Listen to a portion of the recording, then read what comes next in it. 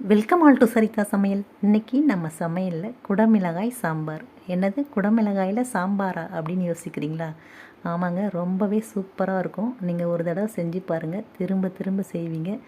அந்த அளவுக்கு டேஸ்ட்டாக இருக்கும். இப்போது இந்த குடமிளகாய் சாம்பார் எப்படி பண்ணுறதுன்னு பார்க்கலாம். முதல்ல சாம்பாருக்கு பருப்பு வேக வச்சுக்கலாம். அதுக்கு ஒரு குக்கரில் 1 கப் துவரம்பருப்பு சேர்த்துக்கலாம். இந்த கப்போட அளவு 200 கிராம். இதை 2 வாட்டி நல்லா வாஷ் பண்ணிவிட்டு பருப்பு மூழ்கிற அளவுக்கு தண்ணி சேர்த்துட்டு இதில் கொஞ்சமாக மஞ்சத்தூள் சேர்த்து இதை ஒரு வாட்டி நல்லா கலந்து விட்டு குக்கர் மூடி வச்சு அடுப்பை மீடியம் ஃப்ளேமில் வச்சுட்டு 3 விசில் விட்டுட்டு ஆஃப் பண்ணிக்கலாம். பருப்பு பார்த்திங்கன்னா 3 விசில் விட்டு ஆஃப் பண்ணியிருந்தோம். ஸ்டீமெல்லாம் இறங்கிடுச்சு. இப்போ ஓப்பன் பண்ணி பார்க்கலாம். பருப்பு நல்லா வெந்துருச்சு. இதை ஒரு மத்து வச்சு லைட்டாக கடைஞ்சி விட்டுக்கலாம். ரொம்ப மழை கடையக்கூடாது, ஒன்றும் பாதியமாக கடைஞ்சிக்கலாம். அங்கங்கே துவரம்பருப்பு முழுசாக தெரிகிற மாதிரி கடைஞ்சி விட்டுடலாம். இது மாதிரி நம்ம பருப்பு கடையும் போது சாம்பார் நல்லா டேஸ்ட்டாக வரும். இப்போ பார்த்திங்கன்னா பருப்பு கடைஞ்சாச்சு. அடுத்து நம்ம ஒரு கடாயில் 2 ஸ்பூன் எண்ணெய் சேர்த்துக்கலாம்.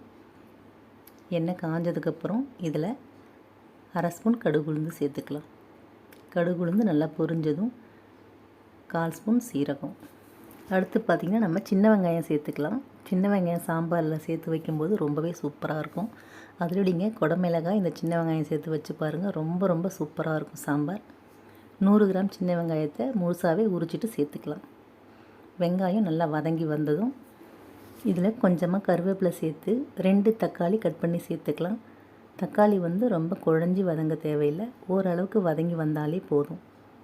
அடுத்து இதில் நம்ம குடமிளகாயை சேர்த்துக்கலாம்.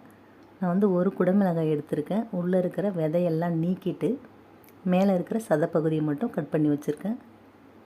இப்போ பார்த்திங்கன்னா தக்காளி ஓரளவு வதங்கி வந்ததும் இந்த குடமிளகாயை சேர்த்து 2 நிமிஷம் நல்லா வதக்கி விட்டுடலாம். இந்த சின்ன வெங்காயமும் குடமிளகாயும் சேர்ந்து வதங்கும் போதே நல்ல வாசனை வரும். பார்த்திங்கன்னா குடமிளகாய் நல்லா வதங்கிருச்சு. அடுத்து இதில் கொஞ்சமாக பெருங்காயத்தூள் சேர்த்துக்கலாம். இது கூடவே 1/4 ஸ்பூன் மஞ்சள் தூள். நம்ம ஏற்கனவே பருப்பில் 1/4 ஸ்பூன் சேர்த்து வேக வச்சுருந்தோம். இப்போ ஒரு 1/4 ஸ்பூன் மஞ்சள் தூள் சேர்த்துக்கலாம். இது கூடவே 1 ஸ்பூன் மிளகாய்த்தூள், 3 ஸ்பூன் தனியாத்தூள் சேர்த்துக்கலாம். இப்போது இந்த சாம்பாருக்கு தேவையான உப்பு சேர்த்துக்கலாம். சேர்த்துட்டு மசாலாவோட பச்சை வாசம் போகட்டும், 1 நிமிஷம் வதக்கி விட்டுடலாம். காரம் அவங்கவுங்க விருப்பத்துக்கு ஏற்ற மாதிரி சேர்த்துக்கலாம். நம்ம இதுக்கு பதில் சாம்பார் பொடி இருந்தால் கூட 3 ஸ்பூன் சேர்த்துக்கலாம். அதுவும் நல்லா டேஸ்ட்டாக இருக்கும். இப்போ மசாலாவோட பச்சை வாசம் போனதுக்கப்புறம் இதில் 1 கப் தண்ணி சேர்த்து நல்லா கலந்து விட்டு மூடி வச்சிடலாம். ஒரு கொதி வந்ததுக்கப்புறம் இதில் நம்ம புளி தண்ணி சேர்த்துக்கலாம். நான் ஒரு சின்ன நெல்லிக்காய் சைஸ் அளவு புளி எடுத்து ஊற வச்சு நல்லா கரைச்சிட்டு புளி தண்ணி எடுத்து வச்சுருக்கேன். சாம்பாருக்கு அதிகம் புளி சேர்க்கக்கூடாது, கொஞ்சமாக இருந்தால் தான் சாம்பார் நல்லா டேஸ்ட்டாக வரும். இப்போ பார்த்திங்கன்னா ஒரு கொதி வந்ததுக்கப்புறம் நம்ம அந்த புளி தண்ணியை சேர்த்து விட்டுடலாம். சேர்த்துட்டு இதை நல்லா ஒரு வாட்டி கலந்து விட்டு இப்போ மூடி வச்சு அடுப்பை மீடியம் ஃப்ளேமில் வச்சுட்டு 10 நிமிஷம் இதை கொதிக்க விட்டுடலாம். சாம்பார் நல்லா கொதித்ததுக்கப்புறம் இதில் நம்ம வேக வச்ச பருப்பை சேர்த்துக்கலாம்.